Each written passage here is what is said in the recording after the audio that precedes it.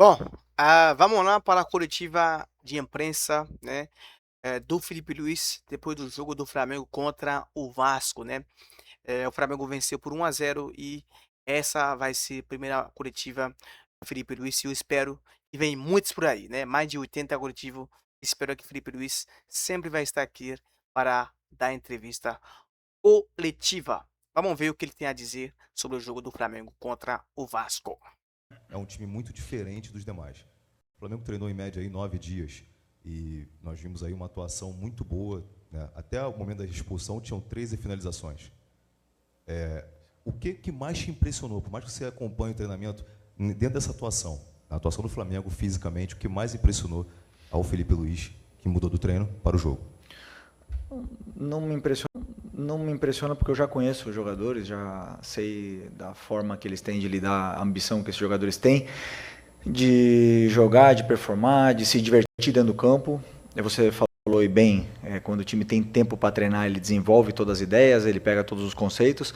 Hoje, por mais que tenha sido um jogo com um volume de finalizações muito grandes, existem coisas para melhorar, sim, com certeza. Mas foi um jogo espetacular. O que eu gostei foi, principalmente, que os jogadores se cuidaram bem, sabem a prioridade que é cuidar do próprio corpo e a qualidade que eles têm. Só de perto você consegue entender o nível de jogador que nós estamos falando hoje no elenco do Flamengo. Isso é um nível muito alto e um jogo excepcional. Felipe aqui, boa noite. Boa noite. Felipe, eu queria que você falasse um pouco sobre como que foi a relação departamento médico e comissão técnica para que você tivesse esses jogadores específicos à disposição, se você recebeu uma espécie de planilha com quanto tempo cada jogador poderia jogar, qual era a situação deles, porque na semana passada o departamento médico deu uma coletiva e falou que estava observando de perto ali a situação de cada atleta. Eu queria saber como é que foi para montar a equipe para esse jogo de hoje. Obrigado. Bom, sempre, como é que chama? Transdisciplinar, né? Tentamos sempre conversar com todos os departamentos, depois temos aí os relatórios, mas no final das contas sou eu que tenho o olhômetro ali e falo com os jogadores, entendi a forma de cada um, alguns estavam à disposição, outros não, não estavam preparados, ou não se sentiam preparados para começar ou para ter uma minutagem mais alta, mas é um trabalho de todos muito detalhado. O trabalho desde a fisiologia até a preparação física é um trabalho muito físico muito detalhado, e não é à toa que nossa equipe chegou na final do Mundial na prorrogação contra o melhor time do mundo correndo, né? Então, sem machucados. Então eu tenho muito orgulho do meu preparador físico. Felipe, tudo bem? Boa noite. Gabriel Orfan, canal Paparazzo Rubro Negro. Felipe, quero fugir um pouco do assunto do jogo de hoje, porque essa é a primeira coletiva que você dá com o seu contrato novo, né? Com o seu contrato renovado. Eu queria saber como é que você viveu esse fim de ano aí, essas indefinições sobre o contrato. A gente teve as notícias, especialmente da imprensa do exterior, que seu nome entrou na lista de vários clubes da Europa, especialmente o Chelsea, né? Que teve a saída do Enzo Maresca. Como é que você viveu aí essa situação da renovação do seu contrato e o que você espera para esse seu novo ciclo no Flamengo? Obrigado. Bom, como eu falei, ano passado eu queria ficar, o Flamengo queria que eu ficasse, e pelo que eu entendi também, a torcida também queria que eu ficasse. Então o interesse estava aí todo, né? Não somos pessoas fáceis, eu não sou uma pessoa fácil, o BAP também não é, o Boto também não é, os empresários também não são, isso leva tempo, mas nesse processo todo saiu da linha. O que eu escutei e li realmente me deixou muito triste. Os treinadores ou jogadores que querem tomar decisões, não pode ser ou mercenário ou chutado pela porta dos fundos. Você não pode ter essas duas saídas. Então, acho que primeiro tem que esperar, acabar, e aí as pessoas poderem declarar o que aconteceu. Mas esse pré-julgamento realmente me machucou muito, me deixou muito triste com tudo o que aconteceu. Mas eu acredito que foi o melhor para todos, né? Eu estou onde eu queria estar, como eu sempre falei para vocês, não minto nunca que eu sento aqui. E estou muito feliz por estar mais uma vez sentado nessa cadeira, colocando tudo que eu fiz em jogo até agora. e com novos desafios e com uma energia renovada. Felipe, Vitor Nicolau, da Flamengo TV. Fecha a porta lá. Desculpa. Parabéns pela vitória. Hoje, falando do jogo de hoje, eu notei que Bruno Henrique e Pedro disputaram 45 minutos cada, então, teoricamente, em termos de carga, muito parecida a carga entre os dois. Mas a impressão que eu tive é que a intenção do jogo era pressionar o Vasco na sua saída e impor uma transição defensiva difícil ao Vasco, que tem ali no Fernando Diniz, geralmente, dificuldade para defender transição. Foi essa a tua intenção com esse revezamento, teoricamente, ao contrário, imaginando que o Pedro seria o potencial titular? Ou foi uma questão de carga de Pedro, de ocasião? Não, primeiro que eu tenho que exaltar o meu capitão, que é o Bruno, que é um cara que contagiou o grupo todo para estar disponível hoje, para estar com essa energia que tiveram hoje. E muito passa pela atitude que tem um verdadeiro líder, né? Um verdadeiro líder não se mede por palavras, senão por atitudes, e ele foi o primeiro que se colocou à disposição sem estar nas suas melhores condições. Ele falou que estaria disposto a ajudar 45 minutos, né? E o Pedro não estaria disposto, não está preparado para jogar 45 minutos, mas também fez um sacrifício de poder jogar os segundo 45 minutos, porque o Pedro vem de uma lesão importante, sem ritmo de jogo, sem uma lesão do braço, uma lesão na perna, que deixou ele muito tempo fora, mas também se sacrificou pela equipe e jogou os outros 45 que faltavam. Então foi um acordo entre eles, e os dois são espetaculares ídolos e continuam querendo fazer história. Felipe, boa noite, parabéns pela vitória. Você falou na primeira resposta sobre a questão do planejamento da reunião, que todos juntos decidiram pelo bem da instituição, e você fala sobre assumir riscos. Quais riscos são assumidos nessa volta, digamos que antecipada, com o elenco ainda num processo de preparação para a temporada, e já pensando no jogo contra o Fluminense? Já existe um planejamento para o jogo de domingo também? A ideia é revezar, voltar com jogadores mais frescos? O que você está pensando? Obrigada. O jogo do Fluminense eu só começo a preparar a partir de amanhã. Risco sempre existe, e no primeiro planejamento que foi feito também existia riscos. E os riscos aconteceram de uma forma negativa, onde para a instituição foi importante mudar esse planejamento com outros riscos. E todos eles têm riscos. Ano passado também teve. Eu falei para vocês aqui no Carioca do ano passado que eu ia usar o Carioca como um torneio de pré-temporada para melhorar a forma física dos jogadores, com os riscos que isso existia. Acabamos que ganhamos o Carioca. Existe risco. Eu falei para vocês, eu posso ser que o meu trabalho esteja em jogo, mas eu queria correr esse risco. Então, todos as decisões, como eu falei, elas requerem muita coragem das pessoas que estão aqui para tomar. E, por sorte, somos pessoas corajosas e assumimos os riscos que isso existe e vamos enfrentá-los. Felipe, Isaac Andrade, Flavoz. Eu queria insistir um pouco mais nesse tema. Você falou de riscos, eu quero voltar na palavra que você colocou, que foi coragem. Hoje o Campeonato Carioca é considerado o mais charmoso do Brasil, mas também há um movimento de desvalorização por grande parte da imprensa e também dos clubes em relação a esses campeonatos regionais, porque eles também não valem tanto quanto os demais, ou eles atrapalham um pouco essa preparação, que, para mim, dá a entender essa questão do risco em si. Como é que você vê os campeonatos estaduais, os campeonatos regionais? Eles realmente têm assim, o seu momento, o seu glamour? Eles são importantes? Ou eles somente são o primeiro campeonato que existe e, por isso, da questão da coragem e do risco? Os campeonatos estaduais têm um peso para cada estado, para cada clube que quer colocar como prioridade. Obviamente que não é o objetivo principal de nenhum clube na temporada, clube grande que quer conquistar grandes títulos na temporada. Digo isso porque fugiu agora. Desculpa. Ai, Felipe Luiz. Deixa eu lembrar que fugiu. Fugiu. Lembra? Caraca. Fugiu. Até esqueci a pergunta. Pode repetir a pergunta, por favor? Basicamente vai é no voltar. sentido da valorização do campeonato. Porque é o primeiro campeonato, tem essa questão do risco, Ok. e você falou de coragem. Boa, Por que boa, coragem, né?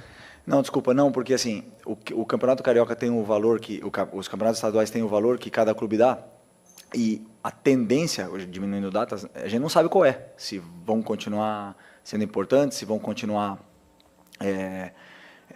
daqui a 10, 20 anos vai existir os campeonatos estaduais ainda, isso a gente não sabe, porque, na verdade, todo mundo sabe o calendário complicado que é.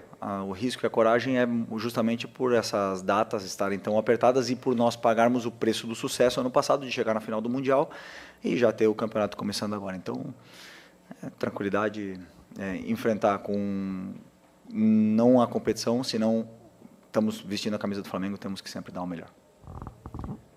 Felipe, Raiza Simplício aqui. A gente está em início de temporada ainda, o Flamengo em pré-temporada já trouxe 2 reforços, né? Que um deles estreou hoje, o Vitão, trouxe o André também. E a gente tem visto, acompanhado, o próprio Boto falou hoje sobre as negociações para trazer o Lucas Paquetá, né? Eu queria que você falasse sobre a importância de conseguir trazer o Lucas Paquetá, o quanto ele agregaria aí ao seu time. E se fala também da possibilidade de contratar um atacante, mas, de repente, trazendo o Lucas Paquetá, o atacante ficaria para uma próxima janela. Isso faz parte do teu planejamento? Você entende que precisa de um atacante mais rápido, né, nesse momento? Como é que está isso? Eu vi. Eu ia falar, não, vocês... Vocês falaram com a pessoa ideal para falar de elenco, que é o Boto, né? Ele é a pessoa que é responsável, né, junto com o presidente, pela montagem de elenco. Nosso elenco está muito forte, então realmente os jogadores que entram tem que ser os jogadores. E o Paquetá é um jogador do West Ham, então enquanto ele for jogador do West Ham, respeito absoluto pelo clube que pertence agora, mas sabemos todo o amor que a torcida tem por ele. Boa noite, Felipe. Bruna Medeiros, do Desflá. Hoje você utilizou os jogadores da equipe principal, com exceção do Daniel Salles, né, que era o jogador com menos rodagem nessa ocasião. Queria que você explicasse a opção por ele, falasse um pouquinho dele também, das características, e jogando improvisado ainda, né? Por que você escolheu para jogar na esquerda? Obrigada. Porque ele jogou na esquerda praticamente a temporada toda passada, e o Royal fazia muito tempo que não tinha jogado na esquerda. Não jogava no lado esquerdo, na lateral esquerda. O Alex não tinha condição de começar o jogo, e também não era pensado ele jogar muito tempo, e eu confio muito no Salles, foi meu lateral titular quando eu era treinador do Sub-20, é um jogador que já está pronto.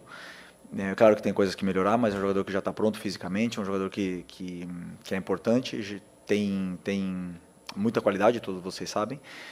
E infelizmente entrou nesse massacre que foi geral por ter perdido jogos como Sub-20, né?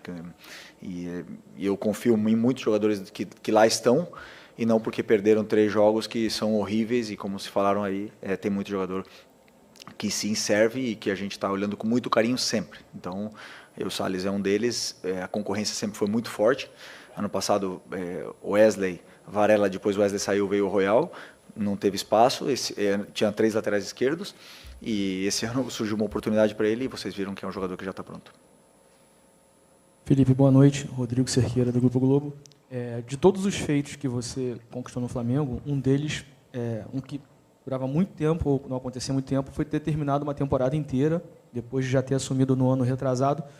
E o jogo que o Flamengo fez hoje, apesar de pouquíssimo tempo de treino, pouquíssimo tempo de preparação física, principalmente, deu a entender que é um time que sabe muito bem o que faz. E isso provavelmente ajudou muito nessa deficiência física desse momento. Quão importante é isso para você, toda essa manutenção, que não é muito simples no Brasil, né? Manutenção de trabalho, de treinador, de elenco. Quase todos os jogadores que estiveram em campo esse ano jogaram juntos ano passado. E com tão pouco tempo de treino, parecia um time já em meio de temporada, sabendo o que fazia em campo, correndo poucos riscos, enfim, tudo que o Flamengo apresentou no passado em uma condição física muito melhor durante o ano. Gostei da tua pergunta. O time, a importância da manutenção do treinador é porque os jogadores, além de falar, né, de mim, mas saber que os jogadores sabem o que eu gosto, o que eu peço para eles. Eles sabem o que eles têm que fazer no campo. Já é 1 ano e alguns meses que eu venho pedindo a mesma coisa, com ajustes pontuais em função de cada plano de jogo. E isso é um time que no outro dia ficou escuro lá no treino. Eu falei que não precisava de luz, os jogadores já sabem perfeitamente jogar e se posicionar no campo sem luz, poderíamos ter treinado. Então, isso é uma coisa que eu gosto de falar para eles, eles sentem isso também, eles mesmos já reconhecem as soluções que a gente treina e dão a solução para o treinador, e isso me deixa muito feliz. E por isso também que eu estou muito honrado de continuar liderando esse grupo e sentando nessa cadeira aqui, que é a cadeira com mais pressão do mundo. Aqui, Felipe, boa noite. Marcos Martins, do canal da KSRN, parabéns pela vitória. Queria te perguntar ainda sobre a questão da agressividade do Flamengo na marcação, Flamengo pressionando alto, Flamengo com muita vontade também na pressão pós-perda. Queria te perguntar se isso foi fundamental para que o Flamengo tivesse esse domínio amplo sobre o Vasco, né? O Flamengo conseguisse encurralar o Vasco no campo de defesa deles, justamente por essa intensidade defensiva, essa dificuldade do Vasco conseguir construir desde trás. Você viu o Vasco errando bastante também, tecnicamente. Queria te perguntar sobre essa tua avaliação sobre esse desempenho defensivo do Flamengo, marcando forte. Bom, primeiro, pela energia que os jogadores colocaram na pressão alta. Segundo, que recuperaram as forças. Essa quebra entre parar o corpo, que depois de uma temporada de 11 meses, o time já não estava com força para pressionar no final da temporada passada. Perdemos a bola em alguns jogos, diga-se Pirâmides no segundo tempo, o Cruz Azul no primeiro tempo, e o time já não tinha a mesma força. Portanto, fazer essa quebra muitas vezes é muito importante, nós não tivemos por causa do Mundial, e os jogadores recuperam essa força e essa energia para poder pressionar. O meu objetivo agora é que eles consigam manter, que eles consigam alcançar o melhor nível físico deles para poder performar dessa maneira por mais tempo, né? Esse é o meu grande desafio. Felipe, boa noite. Pedro Ramos, da Sintonia Esportiva.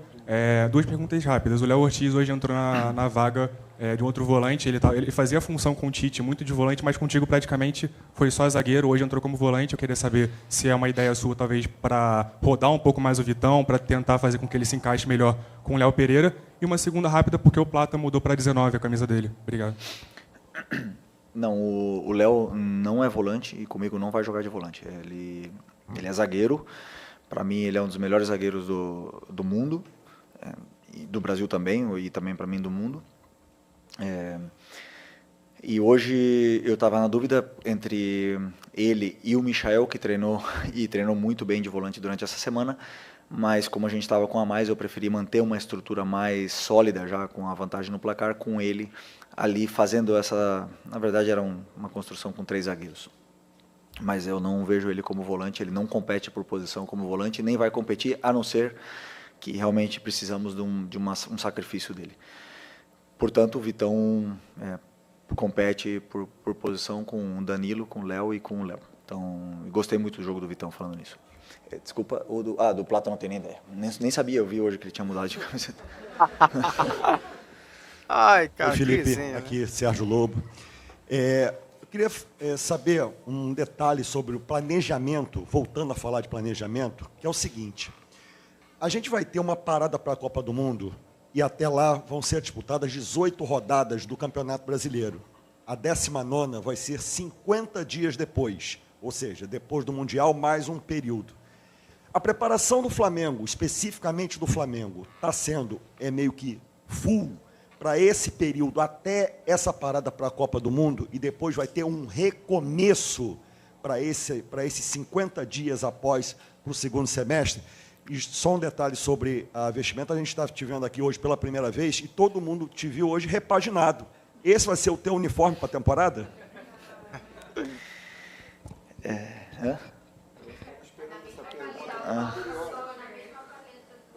Da roupa? Não, a roupa... vocês sabem bem, eu não gosto de tomar decisão de roupa. Ficar perdendo tempo com escolher roupa é difícil, né? Então, a minha esposa aí que fez esse look para o Campeonato Carioca, né? Então, vale, né? É isso. Eu não sou influencer, não sou. Mas ficou bem, pelo que eu vi ali nas fotos, não tá errado não. Mas depois falei até para os jogadores depois do Mundial, aquela camisa preta eu estava levantando o braço, já estava aparecendo a barriga, de tantos jogos que fez durante a temporada, então ela foi aposentada junto com a calça e vai ficar guardada na minha casa. Até esqueci agora a outra. Ai, caramba. Sim. Não, é que assim, às vezes, né, as pessoas pensam já no Mundial e o treinador ele sempre pensa que tem que ganhar, senão ele vai ser mandado embora semana que vem. Então é difícil pensar até o Mundial. O nosso planejamento vai em função de encontrar a forma óptima física dos jogadores. Não é pensando em outubro, em novembro e tal. Sempre em levar os jogadores à sua... Eles já têm uma memória muscular muito boa, porque são jogadores que jogaram 76 jogos, não é fácil de perder tudo que eles ganharam na temporada passada, mas o planejamento é deixar os jogadores em condições perfeitas para desempenhar o que o treinador pede dentro do campo. Ou seja, eu peço muito para eles. Alguns jogadores são muito sacrificados, muitos, dentro do plano de jogo que eu tenho. E eles precisam estar fisicamente numa condição óptima para poder performar dessa maneira. Então, aí vai o planejamento. Não vai em função de chegar no Mundial, isso aí a gente já vai ver como vão ser os dias. Esperamos que devemos ter vários jogadores que vão jogar essa Copa do Mundo. Então, quando chegar lá, né, se Deus quiser, esteja sentado aqui ainda e a gente vai tomar decisões. Obrigado, Felipe. Valeu, boa noite, pessoal. Bom, tá aí, né? Coletiva de imprensa, né? Do Felipe Luiz, depois do jogo contra o Vasco, né? Conseguiu vencer o Vasco, conseguiu o que queria, né? Que o Flamengo entrar em campo com o time principal para vencer o Vasco, né? E entrou com muitos, né, titulares, né? Só entrou o Salles, né? Na lateral esquerdo e também entrou Everton Araújo, né? Também entrou o Vitão, né? O recém-chegado ao Flamengo, né? E o Flamengo vai ter uma tarefa muito difícil contra o Fluminense no domingo, 6h30 da tarde. Eu estarei aqui no canal para fazer reação live, né? Live no canal Flamengo e Gringo, reação do Flamengo contra o Fluminense, né? Tá aí, rapaziada. Deixe seu like, né? E ative o sininho para não perder nenhum dos vídeos e nenhum das nossas lives. Valeu, até a próxima. Saudações, rubro-negro.